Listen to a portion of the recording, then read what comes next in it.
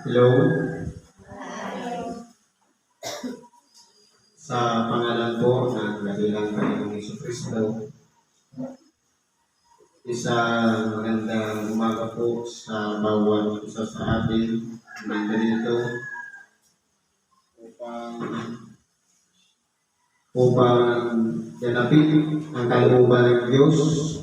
Kanina po, nagkaroon tayo ng panalangin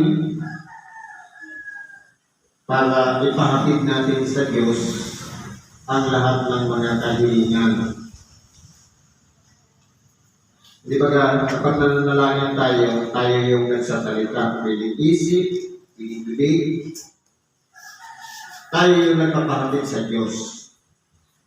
Ito naman pakikinig ng Ebanghelyo, siya naman po yung nagsasalita sa pamamagitan ng mga tagapagpahayag, tayo naman ang tagapakinig.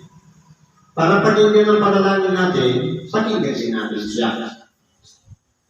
Para, kumbaga, pagbibigayan. Meron tayong aralin sa ngayon. Ito, meron pa tayong isang sitas. Sabi po sa Sulat ni San Pablo sa mga taga-Roma, Kapitulo 6, versikulo 1 hanggang 11.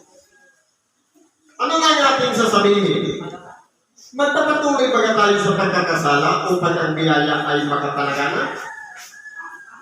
Dito po, kung pag-aralan natin, hindi ba tayo'y mula sa isang makasalanan sa pamamagitan ng kalooban ng Diyos, nakarinig tayo ng Ebanghelyo. At yung Ebanghelyo, ipinasok natin sa ating mga tainga at diniretso natin sa ating puso at pinagnilay-nilayan ng ating isip. Sa magkatuwid, yun na yung salita ng Diyos na kapag nararamdaman natin sa ating sarili na parang pinupuntirya tayo yung mga ugali natin, yun na yung salita ng Diyos. Hindi po yung salita na nagsasalita dito sa unahan. Binabasa natin yan. Ngayon, magpapatuloy pa ba tayo sa pagkakasala? Yung mga binago na, hindi na po. Sabi dito, huwag nawang mangyari. Tayong mga patay na sa pagkakasala, paano nga tayong mabubuhay pa riyan? Ano po ba ang ibig sabihin ng patay na sa pagkakasala? Ano po ba ang kasalanan? Ang kasalanan ay paglabag sa kautusan. Sa makatuwid, kung nalalaman natin ang kautusan, halimbawa, sinasabi sa 10 utos, huwag kang magnanakaw. Isa lang, huwag kang magnanakaw. Ngayon, nagnanakaw tayo, ibig sabihin niyan, may nilabag na tayo. Ngayon, sabi dito, tayo mga patay na sa pagkakasala. Anong ibig sabihin naman ng kamatayan? Ang pagkakasala, paglabag. Ang kamatayan, pagkahiwalay. Hindi ba kapag yung isang tao ay dinala sa ospital, namatay na, sabi ng doktor, medically dead. Ibig sabihin, pinatutunayan na ng doktor na hiwalay na yung espiritu niya doon sa kanyang katawang laman. Kaya, separated na o dead. Kaya sabi dito, tayong mga patay na, mga hiwalay na sa pagsasalangsang o paglaban. Paano ba tayo mabubuhay? Bakit tayo mabalik-balik yan? Hindi ba binago na tayo? Nagsisi na tayo sa pamamagitan ng may paluwa-luwa pa, may palipa-lipa pa, may patluhod-luhod pa. Nagsisisi na ako. Nagsisigaw pa. Pero, kinakailangan bang ituloy natin yung dati nating ginagawa? Sabi dito, huwag na huwag mangyari. Ano sabi dito?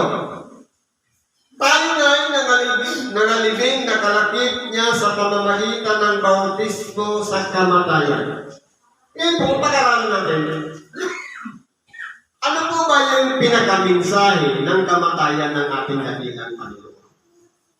Iniuugnay niya po yun sa pananampalataya natin. Sa makatuwid, dahil sa pakikinig natin ng Ebanghelyo, nagsisi tayo, nagbago tayo ng ating mga ugali. Sa tulong ng Espiritu Santo, nagagawa na natin na huwag magnakaw. Bakit kinakailangan pa tayo magpapatuloy? Sabi nito, huwag na huwag mangyari. Sapagkat ang bautismo ay isang simbolo na kung papaano ang ating dakilang Panginoon ay namatay, kasama na rin napako yung dati nating pagkatao. Sa makatuwid, kung tayo magnanakaw, nung nagsisi tayo, tumanggap tayo ng bautismo, hindi na tayo yung dating pagkatao na magnanakaw o kaya sakim. Ibig sabihin, babaguhin na natin ang ating sarili. Sabi nga sa bahagi ng banal na kasulatan, hindi ko na ikaw na isusulat ang aking mga kautusan sa pamamagitan ng mga tapyas na bato, kundi sa isang pusong laman. Hindi ba kayong bato? Matigas? Bakit nilagay na sa puso? Ang tanong, bakit may sabing pusong bato? Ganun pa rin, matigas pa rin. Nawawala pa rin yung pagpapakumbabang puso. Kaya kung pag-aaralan natin, kapag tinanggap na natin ang aral, nakasulat na yun sa ating mga puso. Ngayon, yung aral na yun na sinasabi, huwag kang mananapin, huwag kang magnananggaw, huwag kang papatay. Yan ay mga kautusan. Kapag yan ay nilabag natin, ang tawag yan kasalanan. Kapag inuulit-ulit natin, yun na yung nagpapatuloy sa pagkakasala. Kaya kinakailan, patay na tapat tayo sa pagkakasala. Sa makatuwid, hiwalay na tayo sa mga paglabag. Dahil kung sinasadya natin ang pagkakasala, sabi nga, wala nang natitira panghain malibang sa naihain na. Sa makatuwid bagay, ang minsan lamang na pagbaba at pagdipa ng ating dakilang Panginoon sa bawat isa sa atin, sa lahat ng ating mga kasalanan. Pagkatapos kung wala na, ang pagbabalik niya, paghuhukom na. Sabi nito, tunay nga, at tayo nga'y nangalibing na kalakip niya sa pamamagitan ng bautismo sa kamatayan, na kung paano si Kristo ay nabuhay na maguli sa mga patay sa pamamagitan ng kaluwalhatian ng Ama, ay gayon din naman tayo makalalakad sa panibagong buhay. Sa makatuwid, kapag tinanggap natin si Kristo, nung tayo'y nakinig ng Ebanghelyo, tayo'y pinagsisi, tayo'y nagbalik-loob sa Diyos at pinatawad ang ating mga kasalanan, kinakailangan mabuhay na tayo ayon sa ikinabuhay ni Kristo.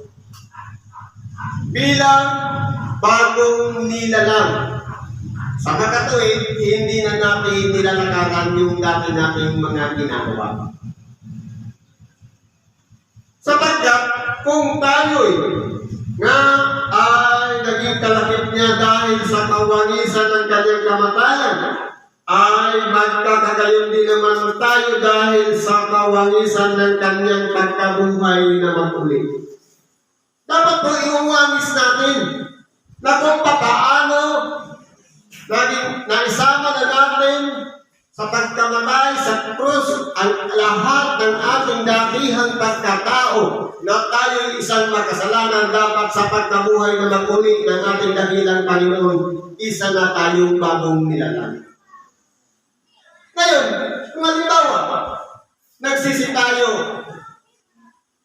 pagkatapos naramdaman natin yung pagpapatawad ng Diyos at yung presensya ng Espiritu Santo at binago na tayo. Kinabukasan, balik na naman tayo sa dati nating gawa. Ang sabi sa bahagi ng banal na kasulatan, itinuturing tayong katulad sa isang hayop. Ano po yung hayop? Yung aso. Yung aso, matapos na magsuka, kakainin niya muli yung sinusuka niya. Ugali po yan. Matapos na Lord, patawad po. Hindi na po ko ulit, pero kinabukasan inulit na naman ang tawag sa atin yan, aso. Inaanintulad din sa baboy. Na matapos na linisan, nagbabalik na muli sa pusali. Matapos patawarin, paulit-ulit ang pagawa ng pagkakasala. Ang tawag diyan, baboy. Hindi naman tayo aso. Hindi tayo baboy. Tao po tayo. May espiritu, may kaluluwa, may katawan, may sangkap ayon sa wangis ng Diyos. Hindi pa kasi sinabi sa atin nung bagong likha ng mga tao, lalangin natin ang tao ayon sa ating wangis. Ngayon, puminigyan tayo ng kalayaan ng Diyos. Ano yung pagkakawangis natin sa Diyos? Hindi lang yung ayon sa ating larawan. Yung larawan yung figura. Yung wangis, yung sangkap natin. Meron tayong unawa. Pero bakit pinababayaan ng Diyos na may demonyo para sumubok sa atin? Pero pagka minsan, mali yung pananaw natin. Hindi ba kapag may tao na tumuyak sa atin, nagmura o naglima, galit tayo sa kanya.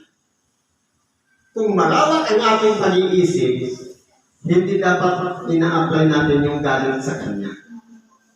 Kundi, yung taong nakapaligid sa atin, ginamit lang yun para subukin tayo kung meron na tayong natutunan.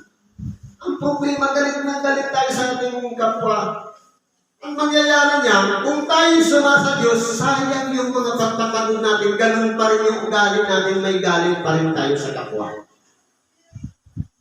Kundi dapat, unawain natin, kaya pala nangyari yan, na yung kapwa, hindi tayo tinitigilan, hindi tayo tinatantanan sa kasisira. Sapagkat, yun pala ay kaluwalhatian natin. Para makilala na tayo isang tao na marunong nang magpigil sa sarili kung nadadala pa rin tayo ng galit, ng puot, hinakit sa ating kapwa. Paano natin masasabi na kasama na ni Kristo napako ang ating datihang pagkatao? Ang nangyayari niyan, balik sa natin na naman. Kaya dapat po, hindi na po binabalik-balikan yan. Ano pa sabi dito? Na nalalaman natin na ang ating datihang pagkatao ay kalakip niyang napako sa krus. Upang ang katawan sa larin ay magiba. At nang sa gayoy, huwag na tayong maalipin pa sa kasalanan. Dapat po, kinakailangan magiba na yan. Sapagkat ang namatay ay ligtas na sa kasalanan. Kinakailangan talaga natin mapahiwalay doon sa pagkakasala. Kaya kung nagpapatuloy tayo sa pagkakasala, hindi pa po tayo lumalakad ayon sa tinanggap nating bautismo. Sabi po dito, datapwat kung tayo'y nangamatay na kalakip ni Kristo. Tayo po yan na tayo. Ibig sabihin walang pinipili. Lahat tayo. Kung tayo'y nangamatay na kalakip na ni Kristo, ay naniniwala tayo na nangabubuhay naman tayong kalakip niya. Kung inilalakip natin ang ating kamatayan, na pagbabago ng ating sarili sa kamatayan ni Kristo, yung pagkabuhay naman ulit naman, bilang binago na tayong tao at hindi na natin nilalakaran, magiging kalakip naman tayo ni Kristo. Okay, si Kristo ang makikilakip sa atin. Sapagkat siya na ang nananahan sa buhay natin. At hindi na yung ating sariling pagkatao. Dalawa po kasi yan, my will and thy will.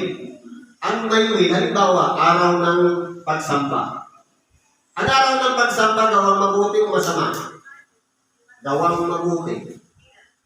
Sabi sa Santiago, sa mga kakalam na ng paggawa ng mabuti at ito'y hindi ginagawa, ito'y kasalanan sa kanya. Santiago 4:17.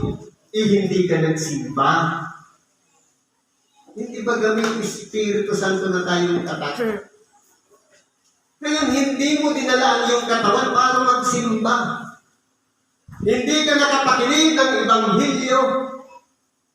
Ang mangyayari niyan, nasunod yung sarili nating kalooban at hindi yung kalooban ng Diyos. Sapagkat yung kalooban ng Diyos, masusunod ang kanyang kalooban, magsisimba tayo. Ano bang sabi dito? Sapagkat na nalalaman natin, si Kristo na nabuhay na magmuli sa mga patay ay hindi na mamamatay. Ang kamatayan ay hindi nagahari sa kanya. Sapagkat ang kamatayan na ikinamatay niya ay kanyang ikinamatay na minsan sa kasalanan. Datapwat ang buhay na kanyang ikinabubuhay ay kanyang ikinabubuhay sa Diyos. Kung titingnan natin, si Kristo namatay dahil sa mga kasalanan natin, hindi sa sariling kanya. Dahil sa mga kautosan, hindi ba kapag ang tao noon nagkakasala, may katumbas na alay o tinatawag sa atin na atang. Halimbawa, kapag nagagawa tayo ng pagkakasala, meron kang iaalay na hayop para susunugin sa saserdote ang gagawa. Noong panahon yun, sa mga Israelita. Pero nung binuksan na ng ating dakilang Panginoon ang pangangaral ng Ebanghelyo sa mga hindi at lumagok na hanggang sa ngayon, kumalat na sa buong sanlibutan ang Ebanghelyo, lahat tayo ay sakop na. Sa makatuwid, nung minsan lamang pumasok sa dating kabanal-banalan sa makatuwid pa rin ang pag-alay ng buhay ng ating dakilang Panginoon sa krus para sa ating pagkakasala, ang gagawin lang natin, sumampalataya tayo sa kanyang ginawa at magtatamo na tayo ng kapatawaran ng ating pagkakasala. Kaya gagawin na lang natin, pananampalataya na lang. Wala nang atang na gagawin tayo para sunugin, para ialay natin sa Diyos, para lang tayo mapatawad, kundi manalig lang tayo sa kanyang pagbaba dito na ang kanyang ikinamatay ay para sa ating mga kasalanan. At nung tayo baguhin, ang ikinabubuhay naman natin, katulad ng ikinabubuhay ng ating dakilang Panginoon doon sa kanyang Ama, na dapat nung tayo'y nagsisina at nagbalik loob, tinanggap na natin si Kristo sa ating buhay, wala na pong natitira pang Kristo para bumaba muli at ipapako muli ang kanyang sarili sa krus. Sa makatuwid, minsan lamang po ang pagpapatawad ng Diyos sa bawat isa sa atin. Kaya dapat, hindi na po tayo nagpapatuloy sa pagkakasala. Kaya, sa mga naliwanagan na, ang ating dakilang Panginoon, sa minsan lang pagbaba, ang kasunod ng paghuhukom. Ang tanong, paano naman tayo huhukuman? Ngayon, kung ano yung mga salita na ating napakinggan, pinagbulay-bulayan, at iningatan sa ating puso, kapag yan ay nalabag natin, yun po yung mga salita na yan, ang pagbabatayan ng paghahatol sa atin. Sa makatuwid, kung araw ng pagsamba, hindi natin dinala ang ating sarili, sa araw ng pagsamba, hahatulan tayo doon sa ating ginawa. May lumapit sa ating kapwa, hindi natin tinulungan, doon din tayo hahatulan sapagkat ipinagkait natin ang tulong sa ating kapwa. Nagsisi na tayo nung dati tayo'y magnanakaw.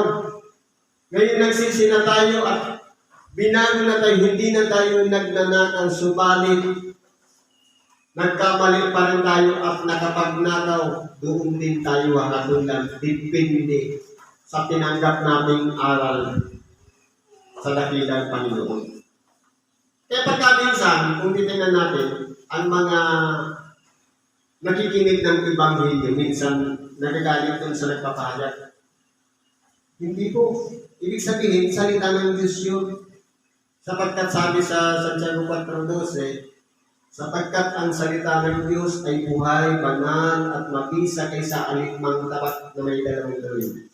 Ibig sabihin, kapag tumatagos yan sa puso, yun na yung salita ng Diyos. Ang gusto ng Diyos, baguhin na ang ating pagkatao. Baguhin na yung laman ng ating puso upang sa ganun, may ayon natin ang ating sarili. Ayon sa kawangisan ng kamatayan ni Kristo na dapat magbago na tayo ng ating mga buhay. Kaya po, at pamamaraan ng Diyos ng pagtawag niya sa tao, iba-iba. Mayroong mga tao na matigas ang ulo o sutil. Kahit anong kalakasan ng tao kapag ginalaw ang katawan at nagkaroon ng karamdaman, kahit limot niya ang Diyos, nakapagsisigaw siya ng Diyos ko po. Kahit yan ay nalulong sa bisyo o ano pa man, nakakapagsigaw yan ng Diyos ko po. Lalong-lalo na kung nanghihina na. At meron naman tao na tinawag dahil lamang kasama ng may karamdaman. At meron naman tinawag dahil sa kalooban ng Diyos, nakapakinig lang ng Ebanghelyo, nagsisi at nagbalik loob sa Diyos. Kaya po, tayo pong lahat dito, para tayo mga bato na iniipon mula sa iba-ibang lugar, pinagsama-sama sa lugar na ito, para makarinig ng salita ng Diyos. Anumang salita na ating napakinggan, at ito'y pinagnilay-nilayan natin, kinakailangan pag-uwi natin sa ating mga tahanan, dalagalan natin yun. Yun ang magiging pagbabatayan natin sa lahat ng ating ginagawa. Ngayon, kung may binaliwala tayo doon, itinanggap na natin na ang tignan ating puso at ating kaluluwa. Dapat po tumimo yan dito, sapagkat merong diablo na tagakuha niyan. Sa magkatuwid ba na yung mga kabalisahan dito sa ibabaw ng sanglibutan, aagawin niya yan. Kaya pag-ingatan natin yung aral na ating napapakinggan, ilagay natin sa ating puso, sa ating pag-iisip, at gawin natin batayan sa ating pang-araw-araw na pamumuhay. Sa panghuling bahagi, gayon din naman, kayo, ibilang ninyong kayo tunay na mga patay na sa kasalanan, ngunit mga buhay sa Diyos kay Kristo Jesus. Kaya po, dapat po, ang ginagawa na natin, yung pagkabuhay na kasama na ni Kristo. Pagkabuhay na ikinabubuhay natin ngayon, nagbabago na tayo ng ating mga sarili. Ginagawa na natin yung mga bagay na kalubod-lubod sa Diyos. Yung mga bagay na mapapakinabangan ng ating kapwa. At lalong-lalo na yung mga bagay na pakikitungo natin sa kapwa. Dahil pagkaminsan, kahit sabihin na tayo'y palasimba, pero wala naman tayong tigil sa paninirang puri, useless ang pagsimba. Kahit sabihin natin, iniibig ko ang Diyos, kahit ano pang sakripisyo ang gawin natin, kung walang pag-ibig sa kapwa, walang pagkahabag o pagtulong sa kapwa, baliwala po ang araw na pagtanggap natin ng salita ng Diyos. Ibig sabihin, gawin natin batayan yun sa araw-araw, at sa oras na bago tayo matulog, magnilay-nilay tayo, manalangin, magipagsulit tayo sa Diyos, ano ba ang nagawa kong sa buong maghapon? Meron ba akong may nagaling bang tao sa akin? May napahamak ba dahil sa akin? Meron ba akong hindi napatawad? Sapagkat sabi sa bahagi ng panalangin, Ama, patawarin mo kami ng aming mga kasalanan, gaya naman namin na nagpapatawad sa mga may sala sa amin. Kaya kung sinasabi lang natin yan, memorize, hindi naman sila sa puso, yun na nagpapatawad tayo, useless din ang pananalangin. Kaya i-actual natin yung nababasa sa mga panalangin.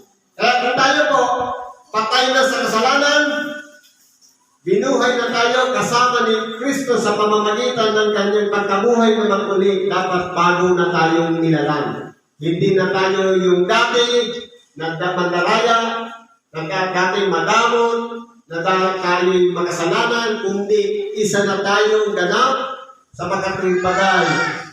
Ginagawa na natin dahil sa pag-ibig yung pakikitungo natin sa ating kapwa. At yung mga tao na kagalit natin, patawarin natin sila.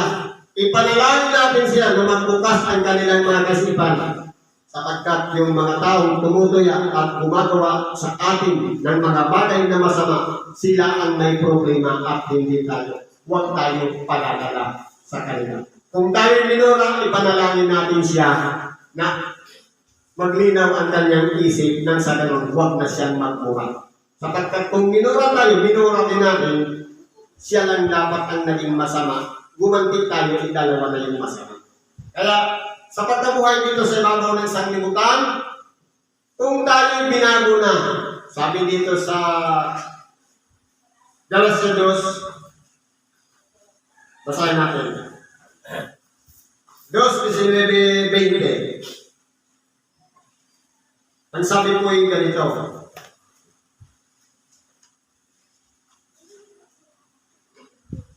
Sapagkat ako sa pamamagitan ng kautusan ay namatay sa kautusan upang ako'y mabuhay sa Diyos. Ako'y napako sa krus na kasama ni Kristo at hindi na ako ang nabubuhay kundi si Kristo ang nabubuhay sa akin. At ang buhay na kinabubuhay ko ngayon sa laman ay kinabubuhay ko sa pananampalataya. Ang pananampalataya na ito sa anak ng Diyos na sa akin ay umibig at ibinigay ang kanyang sarili dahil sa akin. Kaya po yung pagkahabag sa atin ng Diyos, pinatawad tayo. Tanggapin natin yung ng buong puso, mabuhay na tayo ayon sa kalooban ng Diyos at hindi na sa sarili natin kalooban. Siguro medyo na lang muna ang pakikibahagi natin. Salamat po at pagpalain tayo ng Diyos. Ano man ang kahilingan natin, karainan, problema man, karamdaman na idulog natin sa Diyos at ipagkakaloob niya ang lahat ng bagay. Sa ngalan ni Kristo. Salamat at magandang umaga sa atin.